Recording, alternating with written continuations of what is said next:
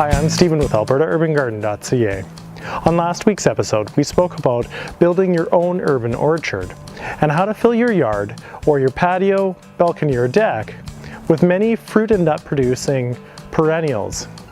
Near the end of that video, I spoke about how you can add different varieties to your garden without actually having to add another plant, and that's through a process called grafting.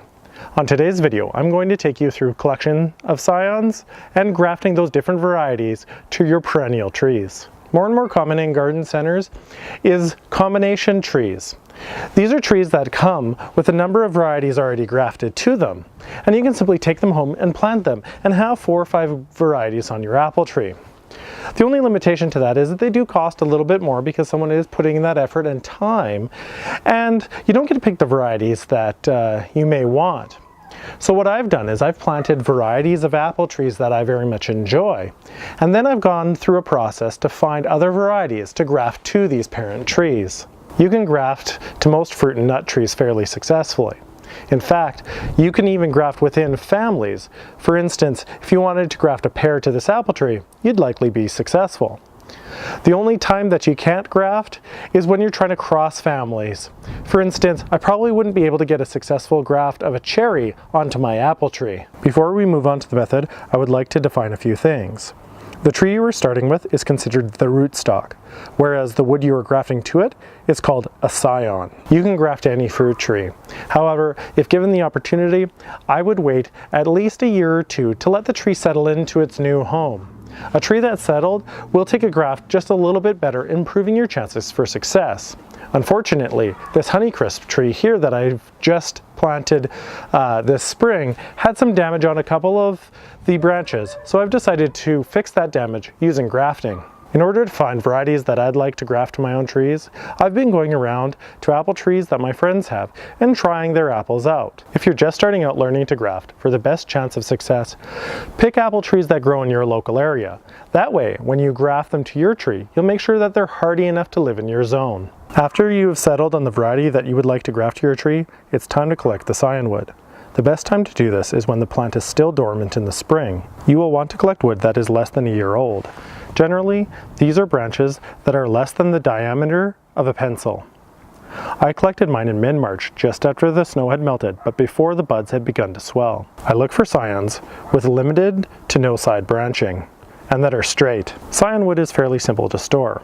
You want to prevent it from getting warm and drying out, so I put them in Ziploc bags in the crisper drawer in my refrigerator. When taking them out, I make sure to keep them cool until I've actually grafted them to the tree. There are plenty of tools out there for grafting.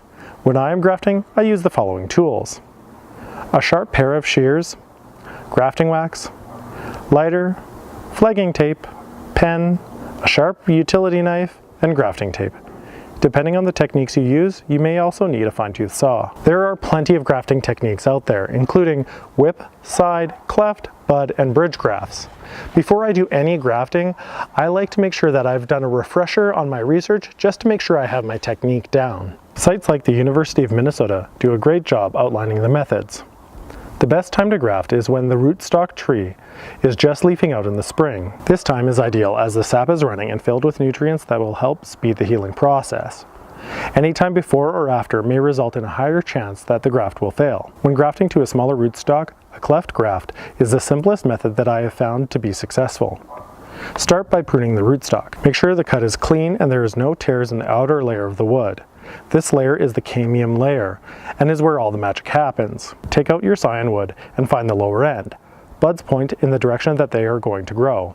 It is important to graft them the same way as they were on the plant. If not, the plant physiology will prevent the graft from working. Cut the last 2 or 3 centimeters or 1 inch, as this is the area that during storage in your fridge may already be damaged or dead. Cut the top off as well, making sure that you have 3 to 4 good looking buds on your scion. Cut the scion wood so that it forms a wedge. It is important that the top of the wedge starts at the same place on both sides. Judge the distance down the rootstock the wedge will fit, and slowly cut down the center of the branch. Rocking it back and forth slowly will help prevent tearing and keep the cut nice and clean. I usually cut just past where the wedge will fit. It is now time to put the scion wood in the rootstock. Slowly and carefully pry open the cut using your knife and insert the scion. Again, slowly rock the scion further into the rootstock. You will want to line up the cambium layer on both sides if possible. Once you are happy with the location of the graft, it's time to seal it up.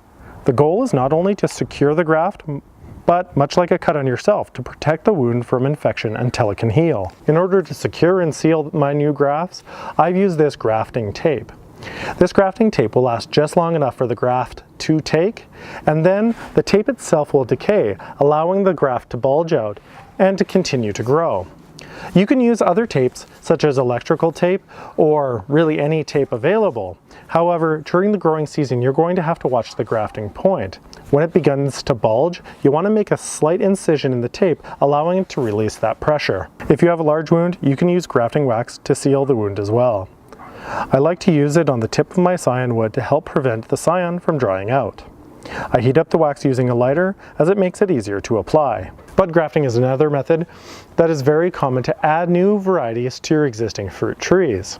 You simply notch out a bud and replace it with a desired bud from your scion wood. This is often preferred because it causes less damage and integrates seamlessly. Once you're done grafting, as I am for the year, it's time to wait and see.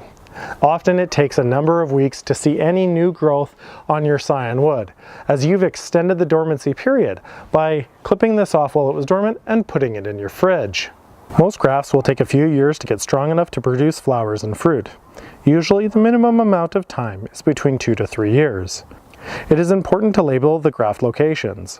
What works well is flagging tape and a pen. Alternatively, you can always enjoy the surprise later. You will be able to enjoy many more years of more than one variety on one tree.